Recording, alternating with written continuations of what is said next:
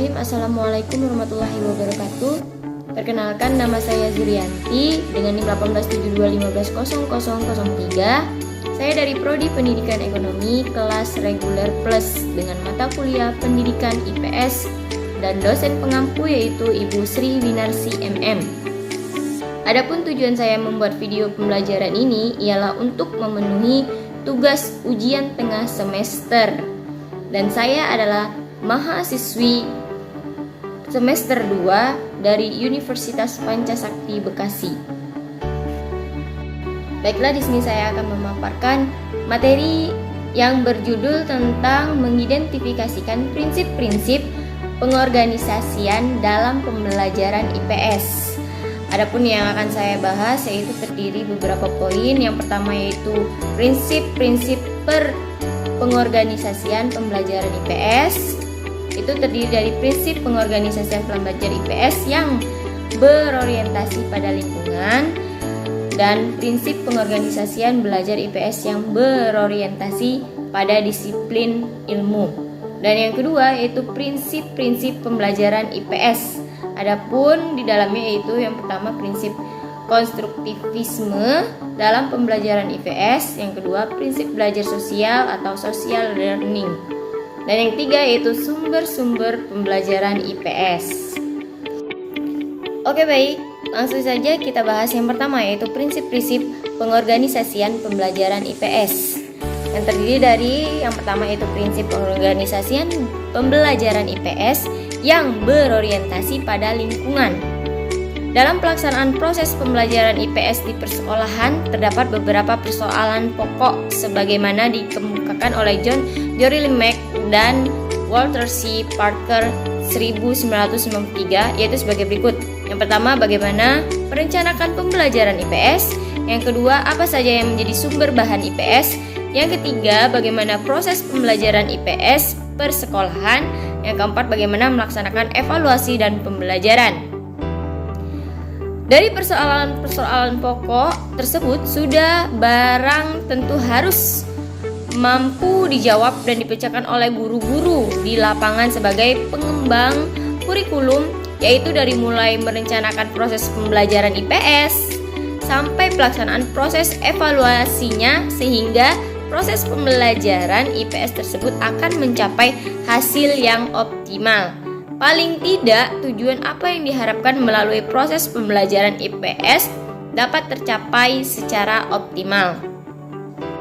Selanjutnya, banyak hal yang dapat kita kembangkan mengenai masalah-masalah sosial yang kita anggap penting.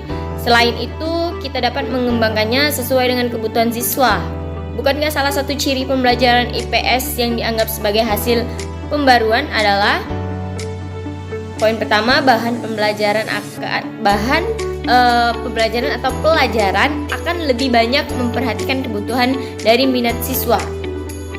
Yang kedua, bahan pelajaran akan lebih banyak memperhatikan masalah-masalah sosial. Yang ketiga, bahan pelajaran akan lebih memperhatikan keterampilan berpikir, khususnya keterampilan meneliti. Yang keempat, bahan pelajaran akan lebih memberikan perhatian terhadap pemeliharaan dan pemanfaatan lingkungan alam sekitarnya. Serta yang terakhir, susunan bahan pelajaran akan lebih bervariasi mulai dari pendekatan kewargaan negara, fungsional, humanistik, dan struktural. Untuk lebih meningkatkan kadar inovasi dan kreativitas siswa dalam proses pembelajaran IPS digunakan berbagai pendekatan pengorganisasian materi belajar. Dapat digunakan pendekatan lingkungan yang semakin meluas, pendekatan pemecahan masalah-masalah yang aktual, serta pendekatan partisipasi sosial. Melalui pendekatan-pendekatan tersebut, siswa akan diajak secara langsung mengenal dunia nyata, apa yang ada dalam hidup dan kehidupannya di masyarakat, yaitu dari mulai lingkungan masyarakat terdekat sampai lingkungan masyarakat terjauh. Selanjutnya itu poin kedua, yang di sini ada prinsip pengorganisasian pembelajaran IPS yang berorientasi pada disiplin ilmu. Ada beberapa poin. Yang pertama, pendekatan monodisiplin atau sering disebut juga sebagai pendekatan struktural, yaitu suatu bentuk atau modal pendekatan yang hanya memperhatikan satu disiplin ilmu saja tanpa menghubungkan dengan struktur ilmu yang lain. Jadi, pengembangan materi berdasarkan ciri dan karakteristik dari bidang studi yang bersangkutan. Yang kedua, pendekatan interdisipliner, disebut juga pendekatan terpadu atau integrated approach, atau istilah yang digunakan Wesley dan Wronski adalah correlation untuk pendekatan antar ilmu. Sedangkan integration untuk pendekatan terpadu dalam pendekatan antar ilmu dikenal adanya core untuk pengembangan yang berdasarkan pada pendekatan terpadu atau integration approach yang merupakan tipe ideal. Konsep-konsep dari berbagai ilmu-ilmu sosial atau bidang studi telah terpadu sebagai satu kesatuan sehingga bahannya diintegrasikan menurut kepentingan dan tidak lagi menurut urutan konsep masing-masing ilmu atau bidang studi. Yang ketiga, pendekatan pengembangan pengorganisasian cross disiplin diistilahkan dengan jaringan kegiatan lintas kurikulum. Kegiatan jaringan lintas kurikulum ini bermanfaat untuk mengaitkan dua atau lebih mata pelajaran dalam satu sajian belajar mengajar yang utuh. Lanjut poin yang kedua. Prinsip-prinsip pembelajaran IPS. Di dalamnya ada yang pertama, prinsip konstruktivisme dalam pembelajaran IPS. Dalam pembelajaran IPS banyak sekali modal yang dapat mengembangkan proses berpikir siswa, di antaranya sebagai berikut. Yang pertama itu model reflective inquiry. Yang kedua, model berpikir induktif atau inductive thinking. Yang ketiga, model latihan penelitian atau inquiry training. Yang keempat yaitu model penelitian sosial atau social science inquiry. Hakikat belajar inquiry didasarkan untuk menemukan makna dari kebenaran. Sedangkan alat belajarnya dengan menggunakan data informasi yang diperoleh lewat proses inquiry itu sendiri dengan memperhatikan reliabilitas dan validitas. Oleh karena itu, inquiry suatu pendekatan dalam belajar yang dapat dijadikan kriteria dasar dalam memilih dan menentukan metode untuk membuat mode belajar mengajar dan untuk meningkatkan kemampuan berpikir peserta didik melalui berpikir ilmiah, seperti perumusan masalah dan hipotesis atau pertanyaan penelitian, pengumpulan data, pengujian hipotesis, dan penarikan kesimpulan. Yang kedua yaitu prinsip belajar sosial atau social learning. Tanggung jawab sebagai sikap dan perilaku mempunyai tiga dimensi. Ketiga dimensi tersebut adalah sebagai berikut. Seseorang bertanggung jawab atas segala perbuatannya terhadap dirinya sehingga akan mencegah manusia berbuat yang dapat merendahkan manusia dan dirinya. Yang selanjutnya, sebagai makhluk sosial, tanggung jawab ditunjukkan kepada masyarakat sehingga ia tak dapat berbuat seenaknya karena manusia lain mempunyai hak untuk memelihara keutuhan hidupnya. Yang ketiga, tanggung jawab seseorang berlaku pula terhadap Tuhan yang menjadikan manusia senantiasa berbuat sesuatu dengan penuh tanggung jawab. Selanjutnya lanjutannya yaitu penting keterlibatan sosial dalam pembelajaran IPS melalui kegiatan ekstrakurikuler bertujuan untuk yang pertama, memberi pengalaman langsung yang memungkinkan terjadinya interaksi sosial dan hubungan interpersonal. Yang kedua, memungkinkan para siswa saling mengenal, menikmati hidup, kebersamaan, dan menghayati arti bekerja secara kooperatif dalam berbagai kegiatan sosial. Dan yang ketiga, hasil dalam belajar melalui kegiatan ekstrakurikuler adalah siswa memahami ide demokrasi melalui aktivitas klub atau perkumpulan atau organisasi, kegiatan klub atau organisasi yang dapat mengubah sikap siswa dari penampilan ugal-ugalan ke sikap yang dewasa, mengembangkan sikap percaya diri dan kecakapan yang luas, memperoleh pengalaman berorganisasi, memperoleh pengalaman memecahkan masalah-masalah sosial, dan pengalaman berpartisipasi dalam masyarakat.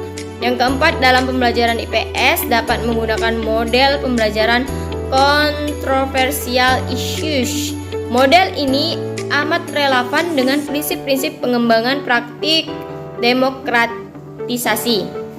Yang kelima, istilah controversial issues merupakan istilah yang sering dijumpai. Controversial issues ini dapat diartikan sebagai bahan yang sering diperdebatkan, yaitu hal-hal yang bertentangan antara teori dan praktek. Yang keenam, bahan yang sering diperdebatkan atau controversial issues ini akan menyangkut sikap, kepercayaan, dan sistem nilai dari seseorang dalam kehidupan sosial sehari-hari. Dengan demikian, controversial issues itu bersifat kejiwaan. Selanjutnya yaitu yang terakhir, sumber-sumber pembelajaran IPS, yang dimana sumber-sumber pembelajaran IPS yang ada dalam lingkungan sekolah maupun di masyarakat sekitar lingkungan sekolah pada dasarnya merupakan sumber utama pembelajaran IPS, dijadikan sebagai acuan pengembangan materi oleh guru dalam pembelajaran IPS, atau bisa juga berupa segala sesuatu yang dapat dimanfaatkan dalam pembelajaran IPS, baik yang berada di dalam lingkungan sekolah maupun di masyarakat sekitar lingkungan sekolah, seperti misalnya perpustakaan, lingkungan tata ruang sekolah, pasar, lembaga-lembaga sosial budaya yang ada di lingkungan masyarakat sekitar sekolah, atraksi atau pertunjukan budaya rutin yang ada di lingkungan masyarakat sekitar sekolah, dan juga peninggalan atau monumen sejarah yang ada di lingkungan masyarakat di sekitar sekolah dan lain sebagainya. Baiklah. Dari materi yang saya paparkan tadi dapat saya simpulkan bahwa IPS merupakan bidang studi baru. Karena dikenal sejak diberlakukan kurikulum 1975, dikatakan baru karena cara pandangannya bersifat terpadu. Artinya bahwa IPS merupakan perpaduan dari sejumlah mata pelajaran sejarah, geografi, ekonomi, sosiologi, antropologi. Adapun perpaduan ini disebabkan mata pelajaran tersebut itu mempunyai kajian yang sama, yaitu tentang manusia. Pendidikan IPS penting diberikan kepada siswa pada jenjang pendidikan sekolah dasar atau SD dan menengah, karena siswa sebagai anggota masyarakat perlu mengenal masyarakat dan lingkungannya. Untuk mengenal masyarakat, siswa dapat belajar melalui media cetak, media elektronika, maupun secara langsung melalui pengalaman hidupnya di tengah-tengah masyarakat. Dengan pelajaran IPS diharapkan siswa dapat memiliki sikap peka dan tanggap untuk bertindak secara rasional dan bertanggung jawab dalam memecahkan masalah-masalah sosial yang dihadapi dalam kehidupannya. Baiklah, sekian materi dari saya. Apabila ada katanya salah, saya mohon maaf, dan semoga bermanfaat bagi kita semua. Pada Allah saya mohon ampun. Akhir kalam, wassalamualaikum warahmatullahi wabarakatuh.